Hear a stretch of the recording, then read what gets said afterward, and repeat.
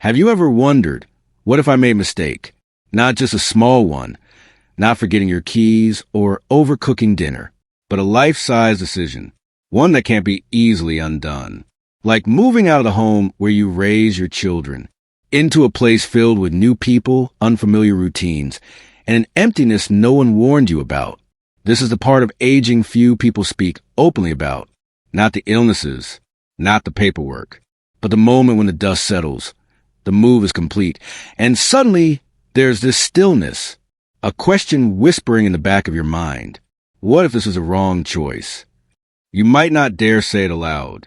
You may smile when your daughter calls and tells her, yes, everyone's very nice. You might even join the group activity just to prove to yourself that you're trying.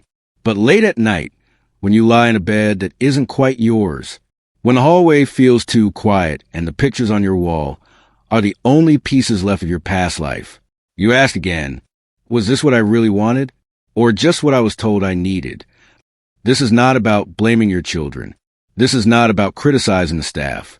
This is about the unspoken grief of transition, of losing familiarity, routine, and place all at once. And perhaps the hardest part?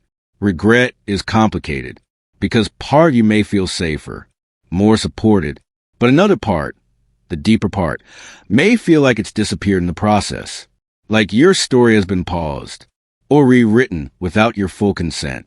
That's why we're having this conversation, because regret after assisted living doesn't mean you failed. It means something within you still matters. And maybe that's the most hopeful place to begin. 1. The subtle but painful loss of autonomy. When most people hear the words assisted living, they think of safety, security, and relief. But what's often left out of the conversation is a subtle, creeping sense of losing control over your own life. You don't lose autonomy all at once. It doesn't happen in some dramatic way. Instead, it fades, inch by inch, decision by decision, until one day you wake up and realize you're no longer steering the ship. Take Joan, for example, the retired librarian we met earlier. Before her move, she lived in a cozy 2-bedroom apartment. She'd make oatmeal every morning, brew her coffee the exact way she liked it, 2 sugars, no cream, and walk to the mailbox in her slippers while humming Frank Sinatra. Nothing big, but it was hers. It was her rhythm, her independence. After she moved into assisted living, breakfast was served at 8 o'clock sharp. Eggs, toast, and fruit. Coffee came with cream by default, and slippers weren't allowed in the hallway for safety reasons. Small rules, practical, even kind, but they slowly chipped away at Joan's sense of self. I didn't realize how much I needed those little choices to feel like me, she admitted tearfully. This is the quiet truth no brochure will tell you. Autonomy isn't just about big freedoms, like driving a car or owning a house. It's about tiny decisions that shape our day, our identity, our emotional well-being. Being able to say, I want to eat late today, or I don't feel like socializing, or I want to stay in my pajamas and read all afternoon.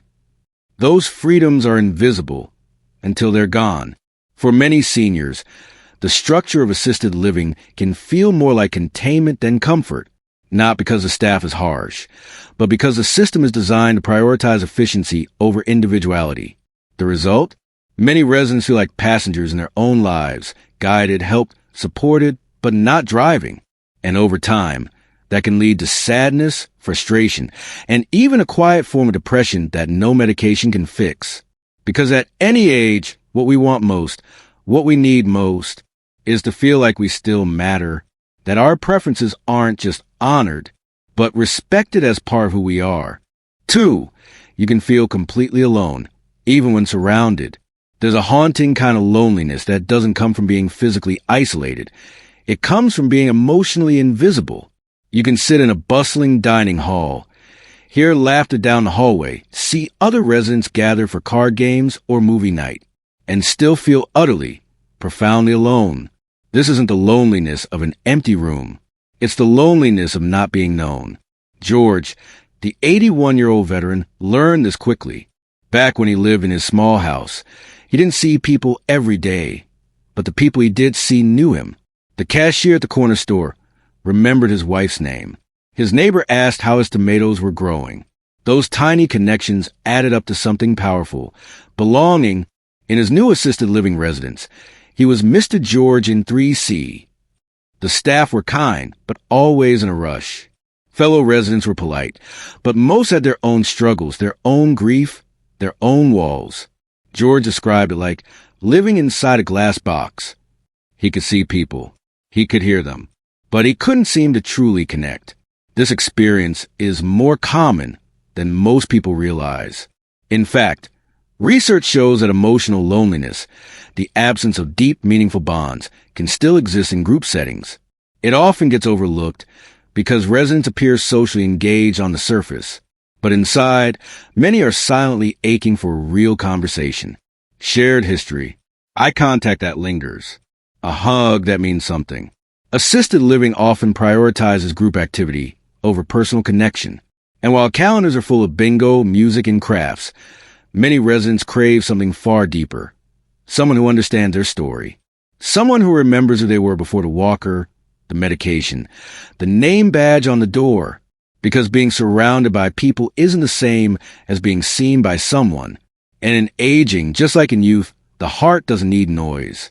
It needs recognition. 3. Family guilt. The unspoken weight of doing what's best. Behind almost every move into assisted living is a quiet, tangled web of emotion, especially within families.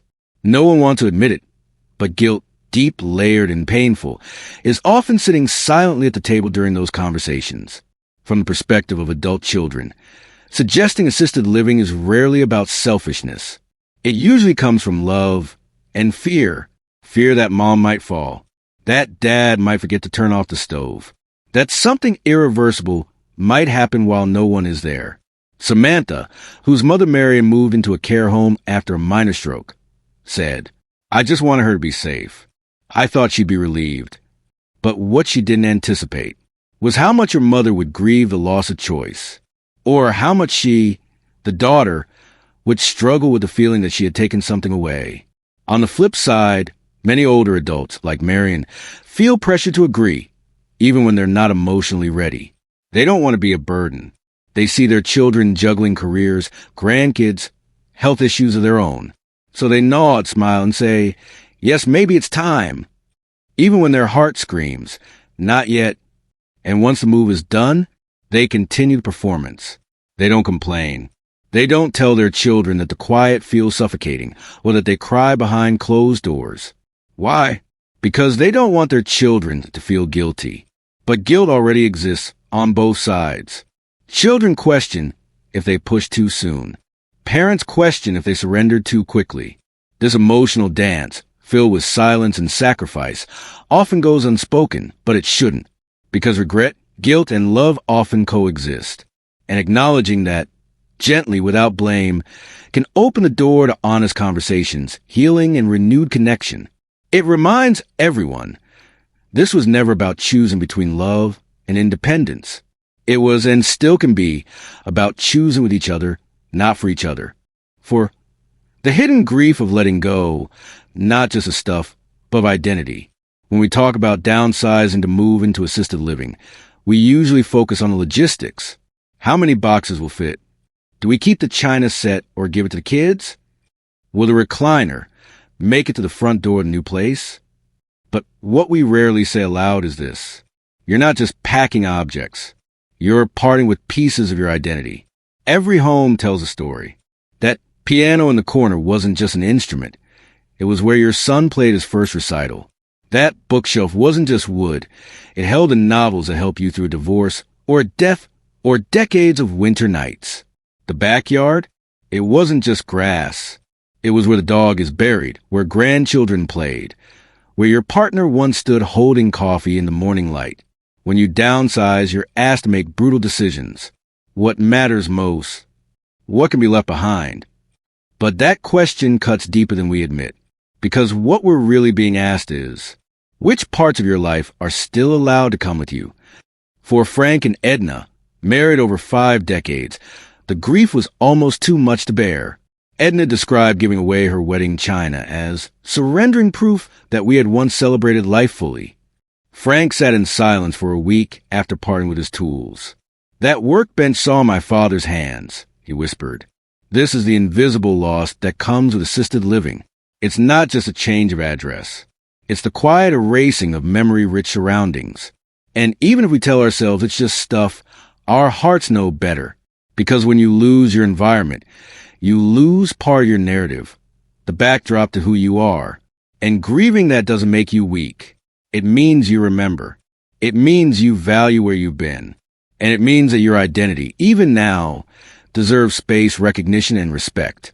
5. Helpful staff aren't the same as familiar love. Most assisted living communities genuinely try their best. The staff are often kind, attentive, and hardworking, doing an incredibly important job. But even with the best care, there's something that no training program can replicate. History, familiarity, deep emotional connection. This is a kind of love that knows your laugh before it comes, that remembers your old nickname, your favorite soup on cold days, or the exact way your partner used to fold your sweater. It's love that doesn't just care for you, it knows you. And in assisted living, that kind of connection is hard to find. Take Doris, 79, who moved into assisted living after fracturing her hip. She deeply appreciated the nurse who helped her shower and the aide who brought her medication every evening. "They're all nice," she said gently, "but they don't know who I am beyond this room and this body." What she missed most wasn't medical. It was relational. Sunday mornings when her granddaughter brushed her hair and asked about the man Doris once loved before she met her husband. The way her late sister used to bring her crossword puzzles clipped from newspapers. These weren't services. They were rituals of love. In assisted living, the routines may be efficient, but often feel impersonal. Staff members change shifts. They have dozens of residents to attend to. There's not always time for lingering, for stories, for slow, meaningful connection. And while residents might receive the help they need, they often ache for the affection they once had. This emotional gap can feel invisible from the outside, but it's deeply felt within. Because as we age, our need to be seen as whole people, not just patients, not just room numbers, becomes even more vital. Being helped is important, but being known is sacred. 6. But feeling regret doesn't mean you chose wrong. Here's a truth most people don't hear enough. Regret is not the same as failure. It doesn't mean you made a bad choice. It doesn't mean you weren't strong enough. It means you're adjusting. You're grieving. You're feeling. When we talk about regret after moving into assisted living, many people assume that regret is a sign the move was a mistake. But that's not always the case. In fact, regret is a natural and often necessary part of any major transition. It's the mind and heart catching up with a new reality. It's your soul processing change, loss, and unfamiliar ground. Elizabeth, 82, moved into assisted living after her third fall at home. She knew it was the safest choice, medically, practically, logically. But 2 weeks after the move, she found herself crying while looking at a photo of her old kitchen window. "I knew I had to leave," she said, "but I didn't know I'd miss who I was in that space." That's not failure. That's grief. And grief often looks like regret, even when we're headed in the right direction. But here's the empowering part. You can feel regret and still reclaim control. Some residents personalize their space, putting up photos, hanging familiar curtains, or bringing a favorite armchair that smells like home. Others create new routines. Morning walks around the garden, hosting a weekly tea time in their room, starting a book club or prayer circle. Some even advocate for small changes, asking for a specific meal they love, or requesting staff adjustments that help them feel more comfortable. And for others, regret becomes a teacher, a guidepost that says, "I still have needs. I still have voice. I still have power." Because regret doesn't mean you were wrong. It means you're still in it, still trying, still growing, still choosing. And that is courage in its most honest form. 7, you're not alone and you still matter deeply. If you've ever sat quietly in your assisted living room, staring out the window with a heavy heart and wondering, does anyone else feel like this? The answer is, yes, thousands do. They just don't always say out loud. Because society often expects older adults to be grateful, positive, or at peace. But real life is messier than that. It includes sadness, frustration, longing, even a sense of invisibility. Especially when you feel like the world has moved on and you're just watching from the sidelines. Yet here's what we must remember and say clearly. You still matter. Immensely, deeply, completely. There is no expiration date on your purpose. No age at which your story stops being valuable. No point at which your voice no longer deserves to be heard. Pain, regret, and confusion don't mean something's gone wrong. They're part of the emotional landscape of change. But when you give yourself permission to name those feelings without shame, something extraordinary begins to happen. You start to heal. You start to reconnect, not just with others, but with yourself. And from that place, something new can grow. For Agnes, 85, it meant learning to use an iPad and joining an online poetry circle. For Tom, 78, it meant starting a daily walking club in the courtyard, even when only 2 people showed up. For Yvonne, 90, it meant writing letters to her grandchildren every week, sharing memories they never knew. Each of them turned regret into a bridge, not a wall. And you can too. Assisted living doesn't have to be the end of your freedom. It can be the beginning of your reinvention on your own terms. So please hear this deeply and truly. You are not a burden. You are not too late. You are not finished. You're in a chapter that still has pages left to be written. And your story is far from over. If this message spoke to your heart, then take a moment, not just to listen, but to respond. Because your feelings matter. Your experience matters. And your voice, yes, yours, could be the very thing someone else needs to hear today. Whether you just moved into assisted living and are quietly adjusting behind a brave face, whether you're still at home, wondering if it's time to make the leap, or whether you're a loving child, spouse, or caregiver trying to do what's best without losing sight of what feels right, you are not alone. Leave a comment below. Tell us where you are in your journey. Even if it's just a sentence like, I needed this today. Because when you speak, you give others permission to feel seen. And that is how healing begins. Let's build a space, right here, in this small online corner of the world, where these emotions aren't hidden anymore, where aging isn't sanitized, edited, or rushed, but live together with honesty, tenderness, and hope. So if this message gave you comfort, gave you clarity, or just made you feel less invisible, please like this video, subscribe to our channel. And most importantly, share it with someone you love. Maybe it's a parent. Maybe it's your spouse. Maybe it's you in 6 months when you need a reminder that your emotions are valid. Because aging isn't about giving up. It's about choosing, again and again, how you want to live. With courage, with curiosity, and with community. And no matter what anyone tells you, you still get to choose. Every single day. Let's choose it together.